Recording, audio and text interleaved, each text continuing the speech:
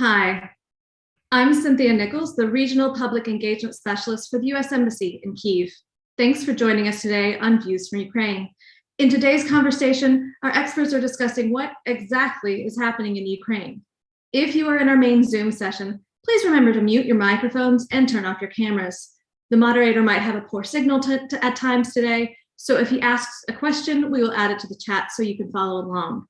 After 45 minutes, our panel will go into private breakout rooms to answer questions from the media in attendance.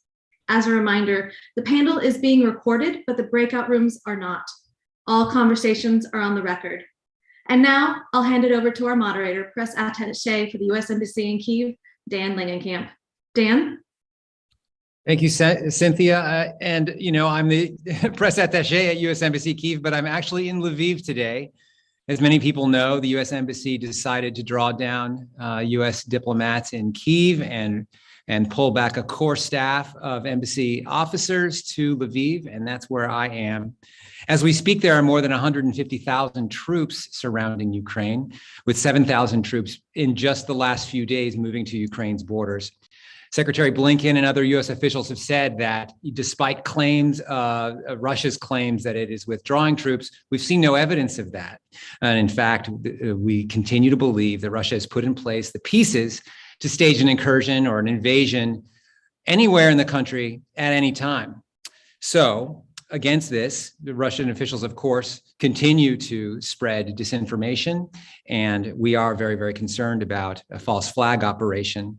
We're seeing an uptick in fighting along the whole line of demarcation today, with a kindergarten being destroyed or partially destroyed in Luhansk, in the government-controlled territory, something that has not been specifically attributed to Russian proxy forces, but which we suspect is. It's not clear what their motivations are, whether to terrorize the population or to stage a provocation that would incite Ukrainian forces to fight back. In any event, we find ourselves in Ukraine, all over the country, on a bit of a knife's edge. And that's why today we have three experts that have come here to speak with us about the current state of affairs in Ukraine and in negotiations with Russia. First of all, we have Yevhen Fedchenko, the co-founder and chief editor of the fact-checking website stopfake.org. We also have Orysia Lutsevych, the head of the Ukraine Forum and Research Fellow in the Russia and Eurasia Programme at Chatham House.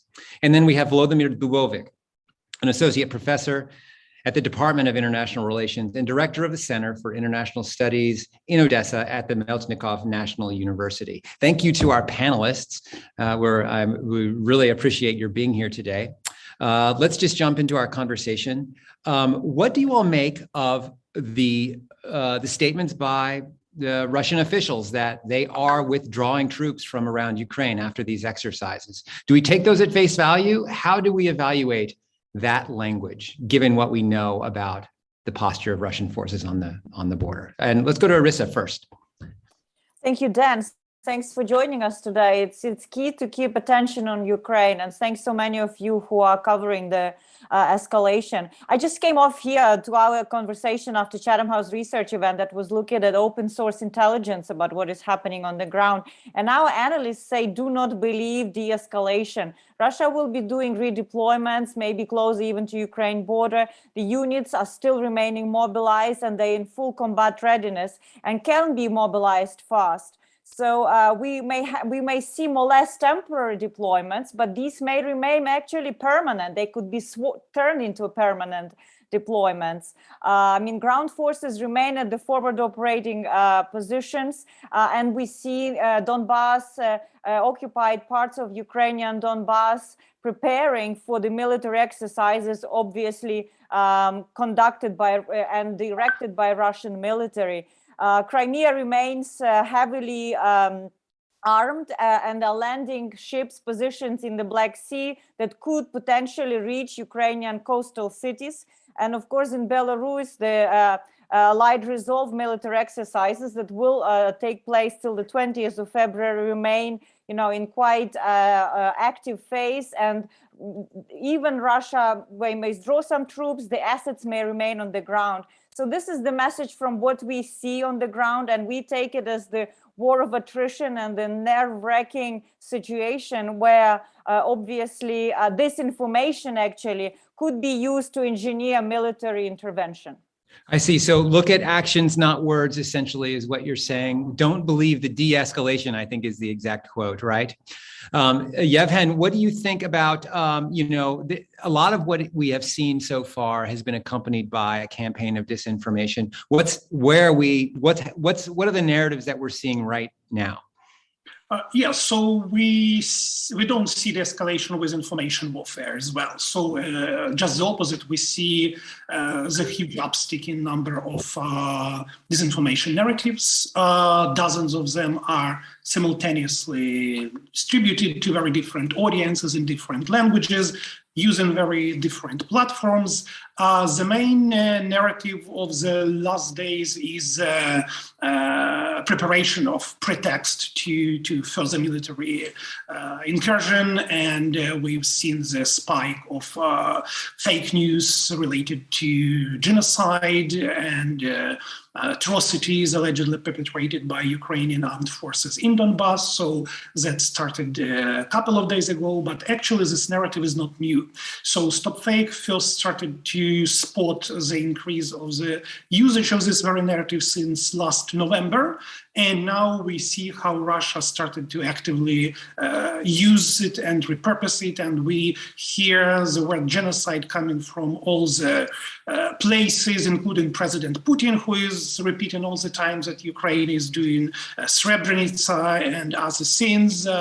We hear a lot about Ukrainian armed forces preparation for ethnic cleansing. And actually today's events with bombardment of kindergarten was another example how Russia wants to recatch a strategic narrative and try to portray Ukraine actually as aggressor and perpetrator of crimes over here. So just to remind that in the early morning, Ukrainian kindergarten was allegedly shelled or was impacted by other kind of weapons. And then immediately we saw how Russian sources of very different levels started to disseminate information that it was Ukraine that shelled kindergarten on across the contact line in Donbass, allegedly saying it's not under Ukrainian government's control, but on the other side. And we've seen a lot of sources participating in this operation, distributing this information. And also we've seen how it immediately was picked up by Russian traditional media, like newspapers, Moskovsky Komsomolets and others, as a fait accompli, even when it was already debunked and explained that it actually happened on Ukraine's side of the contact line, and it was shelled from the opposite side of the contact line by Russian-controlled forces, not the other way around. So let me understand this correctly. Russian proxies or Russian forces apparently shelled a side on the Ukrainian shelled a school on the Ukrainian controlled side of the line of demarcation. Yeah, so actually it was kindergarten and a school as a separate instance. Kindergarten and a school. 2 teachers were injured, I understand, and then power in the town has actually gone out, and people have fled to a basement or a shelter of some sort. Including students who were at both schools, school and kindergarten at the time of the shelling. So again, we see how they are trying to organize a false flag operation. But how is this a false flag? So you're saying they're shelling, are they trying to provoke Ukrainian forces to respond? Or are they trying to claim that this is an attack by Ukraine on a Russian language? Actually, it was both. Oh. So they wanted to do both things at the same time. So they wanted to provoke Ukraine to answer the fire. And the second, they wanted to create the narrative that actually Ukraine is shelling kids. And this is a very powerful narrative, and that shows us what kind of narratives they want to shape around Ukraine. I see. Let me interrupt so that Volodymyr can add his perspective here. Volodymyr, what do you think about this latest upsurge in fighting that we're seeing and this shelling of this school? Well, I think a number of things, though troubling, unfortunately. In terms of how do we know when Moscow is lying, it brings me back to the famous saying, like, how do you know anyone is lying? When he or she opens their mouth, so that's exactly what's happening with Kremlin propaganda. Every time they out with a message, it's most of the time is not true. In most cases, it's opposite to the truth. So it's very interesting, and what's going on with the shelling. We already kind of explored that. So first of all, they want to try and show it as the Ukrainians are shelling these peaceful objects and civilians, and it's very important now to be quick with spreading this information, the correct information, the unbiased, obviously, from the ground. And it helps a lot that right now, these days, there's a lot of Western journalists now in Ukraine. Not many of them embedded, obviously, along the contact line, but many in Kyiv, and they get quick information, including directly from Ukrainian military in the trenches. So the situation is unique. They're getting their sources there. But that's very important, because otherwise Russia outrushes us, and they sell us as this episode as Ukrainians shelling the kindergarten. So it's very important to be the first and say, no, just the contrary happened, all right? And they're trying, of course, as well to provoke Ukraine to return the fire. And I can't even imagine our soldiers sitting in those trenches and taking that fire and not returning the fire, because I've already heard several times today that under the current intensity of the fire, usually Ukrainians would be returning some fire, but not today, not right now, because they don't want to give them any pretext for the invasion. And the Ukrainian soldiers that I've spoken with have talked about the strictness of their rules of engagement, that they are really only allowed to return fire when it is in self-defense. And I understood that was reinforced to them today. Let me ask this question. One of the big strategies in the United States is to try to expose these strategies, expose the Russian playbook so that it upsets President Putin's planning, which we don't have any insight into, really. We don't exactly know whether he's made a decision to invade Ukraine or not. What do you all think about this strategy? I mean, we are trying to change his calculus. Is this aggressive playbook, our playbook, is this aggressive strategy to try to expose these false flag operations? Is that a sensible way to go, or are we just simply creating panic, like some people have said? And let's go back to Orysia. Maybe we'll just go around the circle real quick. I think it's very important to actually remind ourselves what I believe is a genius long telegram by George Kennan, who actually says at that time, the very disrespect of Russians for objective truth. I mean, this is what continues and Russian leadership perpetrates today. It means that they use all stated facts and instruments for furtherance of their hidden agenda. And this is the operational field we are. There's no respect for truth. And Russia tries to maintain this implausible deniability from the time of annexation of Crimea to the downing of MH17.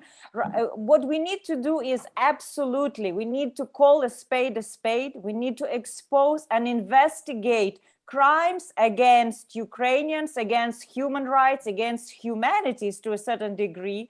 And I think the fact that United States is sharing and UK is sharing some intelligence in open source, it's a good, I would say, deterrence or by communication.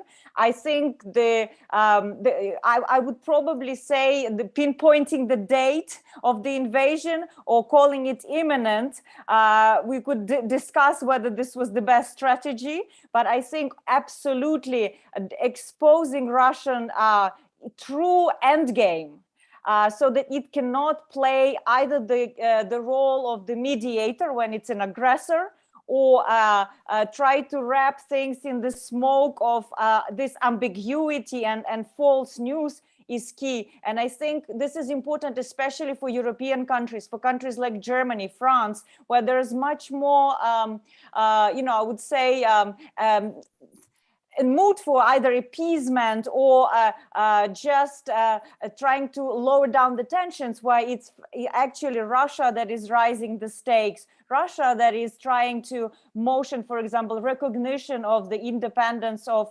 parts of occupied Donbass that are Ukrainian legitimate territory. So I would say we need to use strategic communication, understanding our end game, and our end game is to preserve Ukraine's territorial integrity, to get Russia out of Ukraine, to keep Russia contained, and to basically stop revanchist moves that we are seeing is a strategic objective of Kremlin.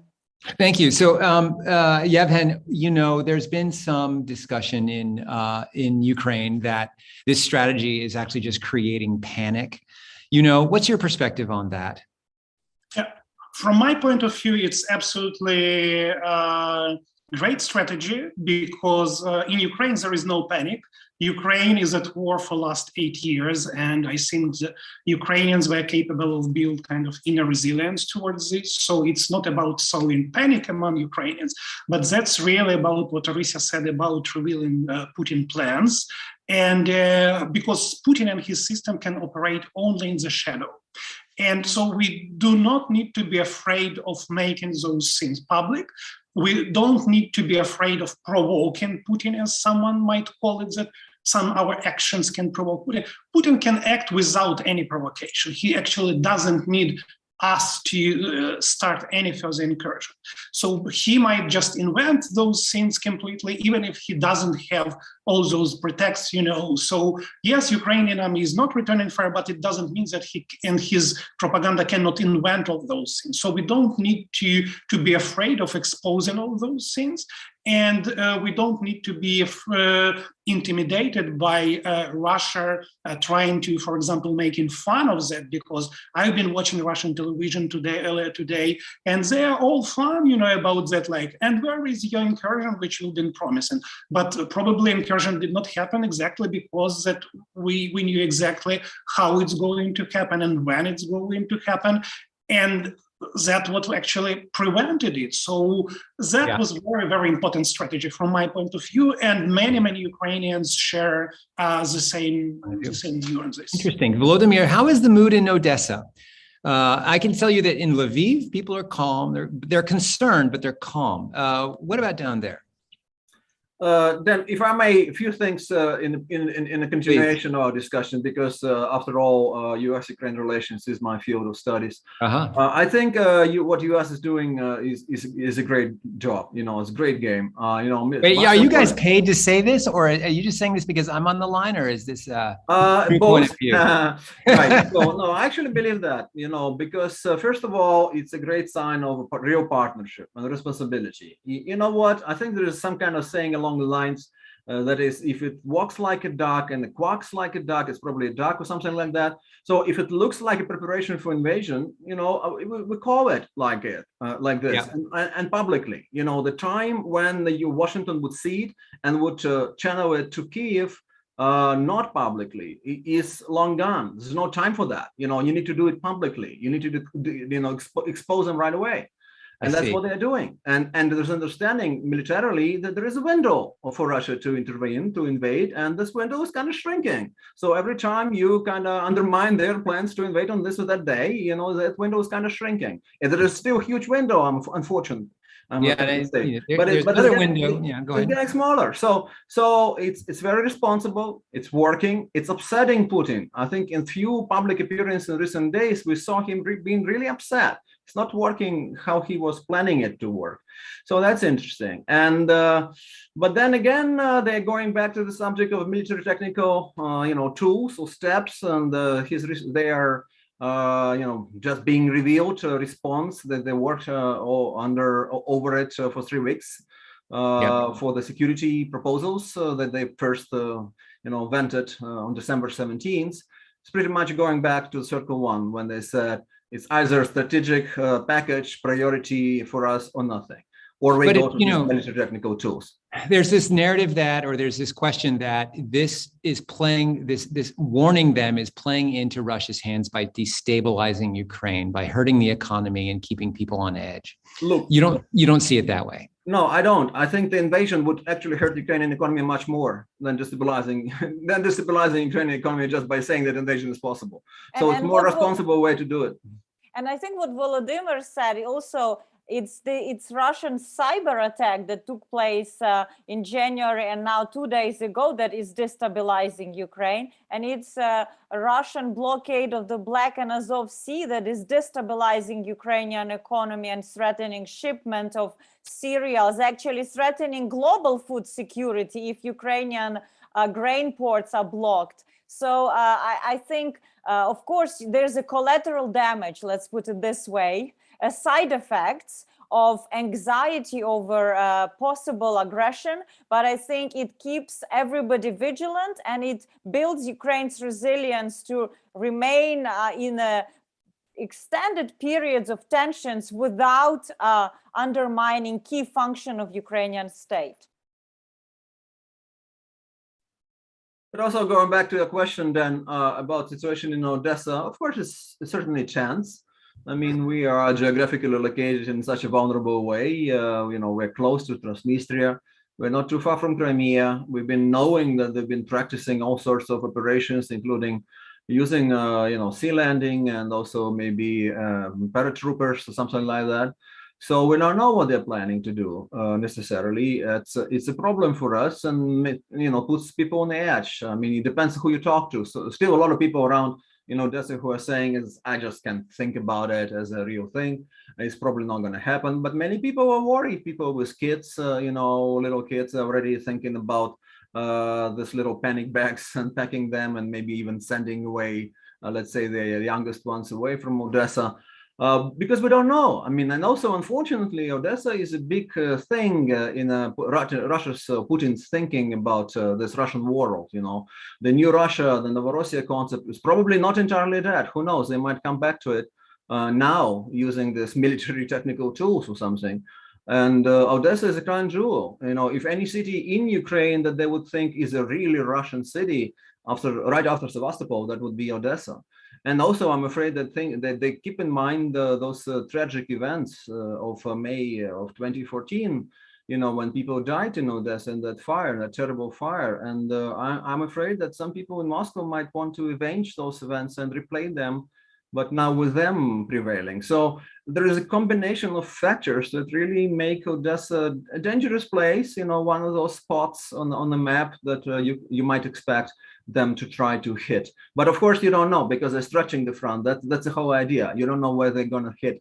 Will there be several incursions at the same time, or one major? You just don't know. Will they actually cross the border? There are so many options. I know initially Washington said there have been 18 scenarios to respond to what Russia does, but right now I think it's probably even more than 18, because there is so many things they can do in terms of hybrid warfare and in terms of actually conventional, regular warfare.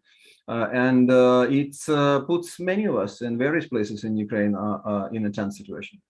I want to apologize for the music, and because I'm in a hotel and we're at this location, I had to move because of another event. Let me just ask the question about the LNR and the DPR resolution. Our audience will probably know about this, but I wanted to ask our panelists what that meant in terms of this conflict. Does it concern you? Do you think that President Putin is going to sign that, or is he holding it in his pocket as a piece of leverage? Orysia, what do you think?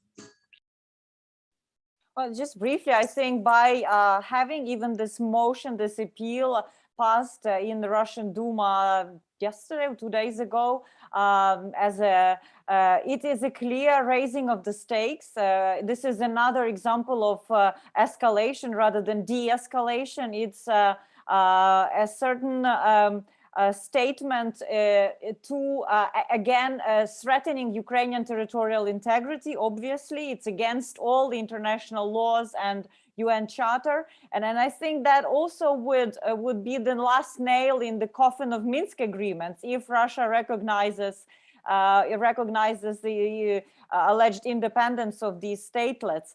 Obviously, it will undermine already existing fragile diplomatic dialogue along the lines of possible conflict resolution. And then I think this could also give a pretext for military invasion, because if we remember what happened with the annexation of Crimea, there was appeal of local government, a local parliament, for Russia to provide security assistance to the peninsula. They may stage a similar appeal from the illegally recognized LNR DNR for Russian peacekeepers, and that would give them because remember, Putin likes to find these legal tweaks and twists to justify his aggression in the eyes of Russian population. Either he is fighting US and NATO in Ukraine, not Ukrainians, or he is defending Russian speakers and Russian citizens that he gave illegally, again, Russian passports in Ukraine. So I think it's another theater of escalation that we should carefully watch. And that's why also this narrative of alleged genocide is very worrying. Russian State Investigative Committee officially launched an investigation into the genocide, again, could give another pretext for Putin to order military invasion based on that false fact. Let me go to Volodymyr for this one. I feel sorry because he's third in line in my questioning. Volodymyr, are there any parallels with Kosovo here?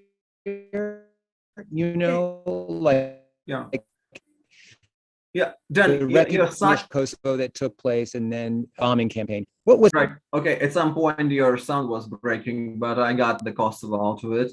So okay, yes, sorry about that. initially, early on, Russia was using Kosovo very actively with Crimea, and then of course back in 2014, and we fought quotation marks very aggressively, all of us, against it, because saying it's a very kind of a false parallel. It's not working. It's a completely different environment, different situation, and so on.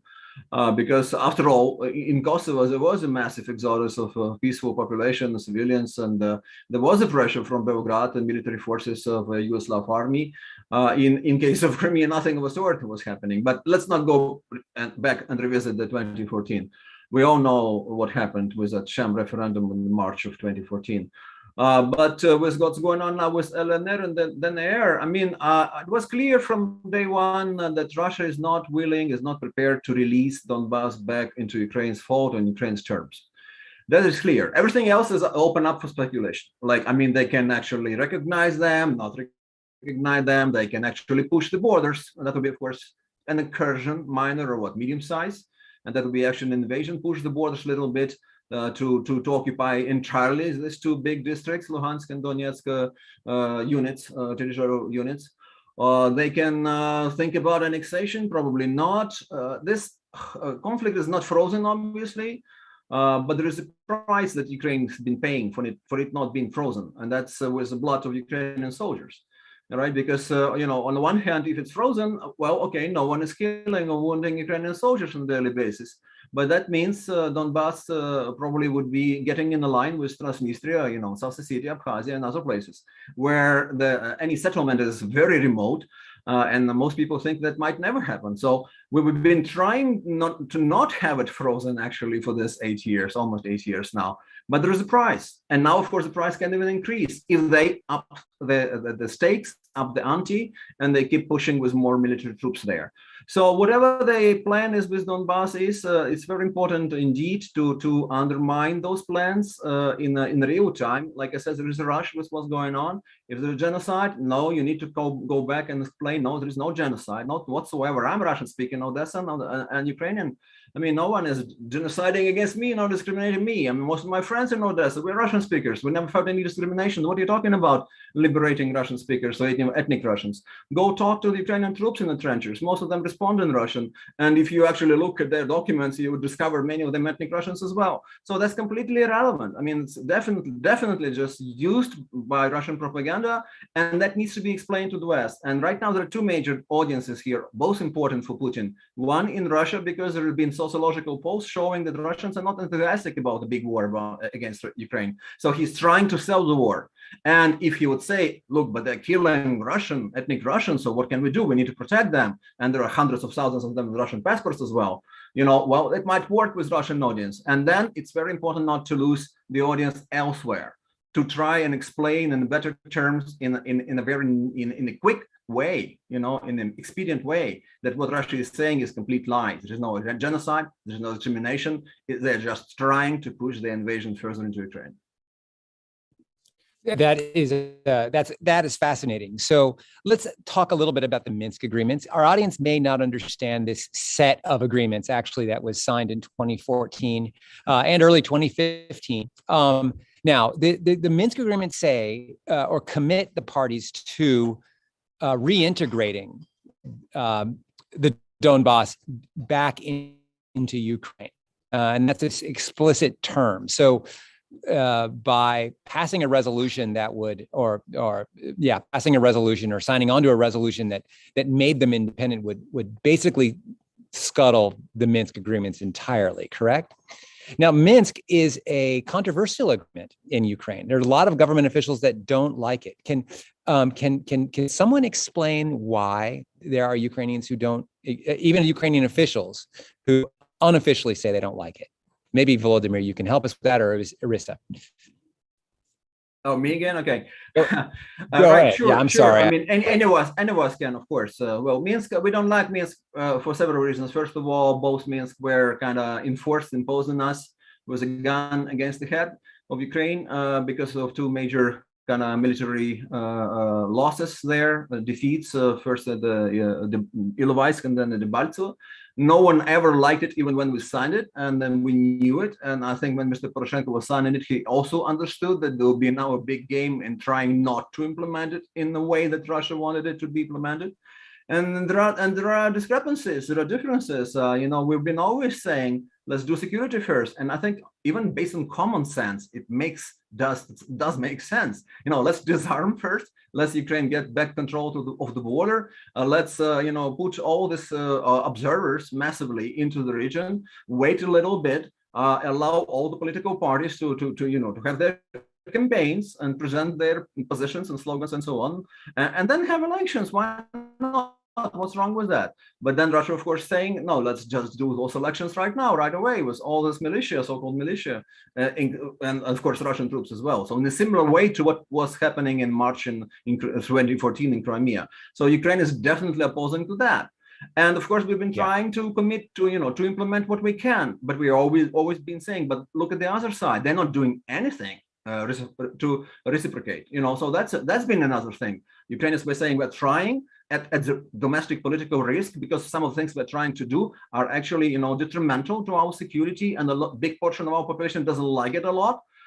It's a huge risk for Zelensky. Right now, I think Russia is seeing that Zelensky is not going to implement Minsk in the Russian way. And that's one of the reasons Russia is saying, okay, let's bury the Minsk then. I suppose so. And sending all sorts of signals in all directions, including sending second in the US embassy today away from Moscow for some reason, unexplained reason. Yeah, many signals. Yeah, so Yevhen, let's go to Yevhen for a second, because there is a disinformation element to what Russia says about Minsk. And we'll just touch on this briefly, because I think we should have a whole discussion, perhaps next week, about what Minsk is. It's such a complex set of problems when you talk about it. But Yevhen, Russia says it's not a party to the conflict, and Russia says that Ukraine is not implementing the Minsk agreements. Is that true? Or either of those things? That's what try to persuade anyone. So they come to Minsk agreement with very kind of big flexibility, and every time they actually need it, then can use it for their own purposes. But every time they can avoid responsibilities, they can always say, we are not a part of it, sorry about that. So that's just to give a kind of brief description what their attitude towards Minsk is in terms of the disinformation narrative. So basically they use it very widely for their explanatory purposes, and they build a lot of their fake narratives around Minsk agreement and what Ukraine can do, what Ukraine cannot do.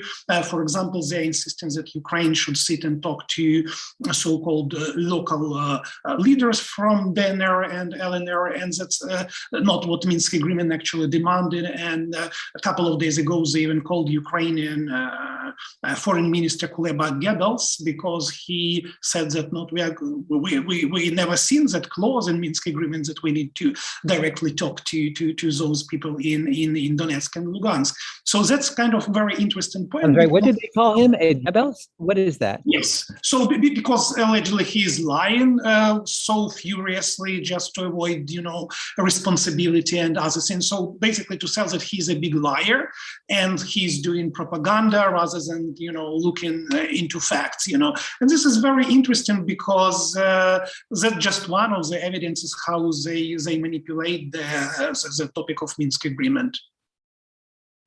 Okay, thank you. Orysia, what do you, let's turn to a different subject now. Where do we go from here? What is the next, phases of this conflict, in your view? What do we need to look for in terms of Russia and the United States and Ukraine and the European Union and NATO? Well, just briefly, I think we have to all understand that we're here for the long haul. If we are serious about European security, if we are willing to, appease, and if we are willing to compromise on the values of sovereignty and territorial integrity of countries, we may resolve this conflict. But I don't think this is what President Biden said is in Americans' national interest. It is definitely not something that is in Ukrainian national interest. It means that we are here positioned for a midterm, let's hope it's midterm, perhaps even long-term strategic rivalry and tension with the Russian Federation because of irreconcilable strategic objectives of Russian Federation, European Union, NATO, United States, and honestly democratic global world. And I think what we need to be gearing towards is supporting Ukraine in its ability to defend itself. And that includes from military to economic assistance, from building capacity in cyber to looking at alternative trade routes.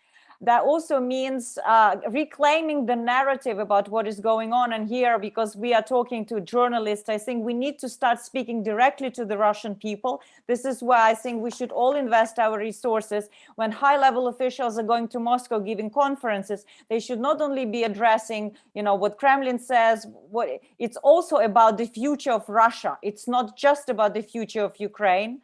And I think we have to very clearly explain the differences between One thing I want to say, perhaps just to wrap up, when Biden became president, it was clear that China is becoming the main strategic rival of the United States. It still remains the case, but there was a fear of Russia-Chinese alliance against the democratic world. I personally think we should not be afraid of this alliance, because Russia will be the younger brother in the strong embrace of China. And actually, this strategy that is not in Russia's national interest will create cleavages internally in Russia, where Russian people and elite will definitely choose the West eventually, and eventually will be able to talk about shared security and Europe free from Lisbon to Vladivostok. I honestly believe in this, but we just have to be patient.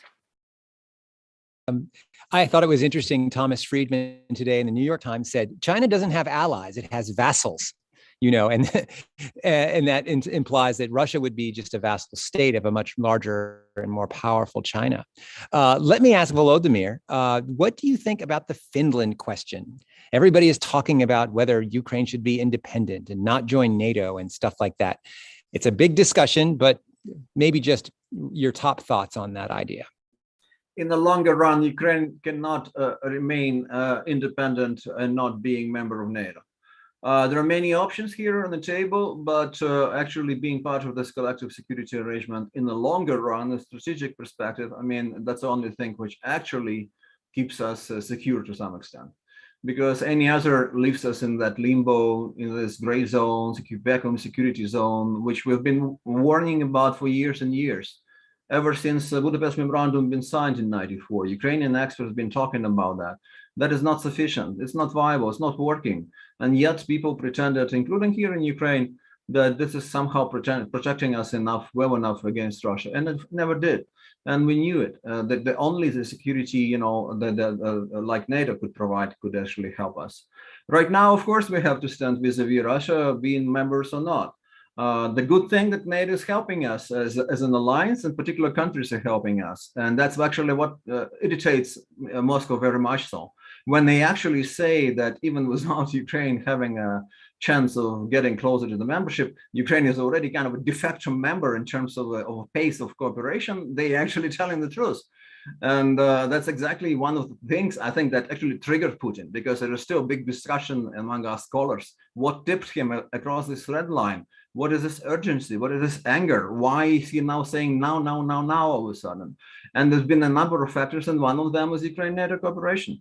But we could not, of course, allow ourselves to say we would never be members of NATO. We can talk about maybe putting it away for some time, because right now still it's not feasible. And I'm seeing Ukrainian governments trying to move in that direction, including President Zelensky mentioning several times. Well, you know what, maybe it's just a dream. Maybe we should work towards it, but we cannot reach it anytime soon. And then others, and Mr. Scholz is when he was here in Kyiv as well. But I'm afraid that Russia really wants, as you said, Finlandization. And they really need some kind of permanent neutrality treaty. And that kind of treaty is a non-starter, no-go, both for Ukraine and for our friends in NATO. And that's how it should be. And if the price for it is more pressure from Russia, so what can we do? And so let it be it, but we cannot give in on this major issue. We can do in little nuances, but not in terms of a perspective of the doors are actually open for us in the future. Thank you. Dan, I just say one thing. Yeah. Stalin respected sovereignty of Finland. He was not writing articles that Finland and USSR are one people. This is what Putin does. He does not respect sovereignty of Ukraine. That's why it's a false flag operation talking about neutral Ukraine. Yes, and that is probably another good discussion to have. The essay that President Putin wrote over the summer on the historic unity of Ukrainians and Russians would be a good discussion. That article is such an important document. When you read it, you see exactly what his worldview is, and it's not very respectful of the Ukrainian uniqueness. So Yevhen, I've been ignoring you. I'm sorry, because your perspective here is so important. Is Ukraine consigned to this gray zone between Russia and the West, where Russian disinformation is going to, forever be a problem in this country? And this will be our last question before we go to our breakout sessions. I mean, is the strategy? Ukraine is a place where the struggle of different narratives is taking place, and what Russia is now, where now Russia is aiming it, and that's quite a trend. What I've noticed is that Russia wants to sow the division between Ukrainians and the West, explaining that all this problem was instigated by US government or British government, and they want to use different channels and platforms to bring this idea back to Ukrainians and to make sure that this entire Western feelings would grow over here, and then they would explain some economic difficulties with that and political difficulties. And now they would use, again, this upstick in violence in the east of Ukraine for that very purposes. And that's also the part of their rhetoric. They want to build a narrative around this point. And this is quite strong tendency, quite a strong trend. And I already feel how they want to use it basically to sow division, because division is the main product Russia is producing and trying to move into different parts of the world. So that's my main preoccupation over here. Okay, thank you. Thanks so much. And thanks to all the panelists, Volodymyr, Orysia, and Yevhen. This has been a fascinating discussion today, and I'll have to cut you loose to the panel discussions or the individual discussions that you'll have. I want to thank everybody. Your insights are so interesting and valuable. I hope and I know I speak for our audience, that it was useful for everybody. I'm going to stop there. Thanks to everybody. This is Dan Langenkamp and the U.S. Embassy from Lviv. See you all next week, I hope. Thanks so much. Thanks so much, Dan. If you give us just a second to all our panelists and everyone who has attended the panel, we're going to stop recording so that we can go into our breakout rooms.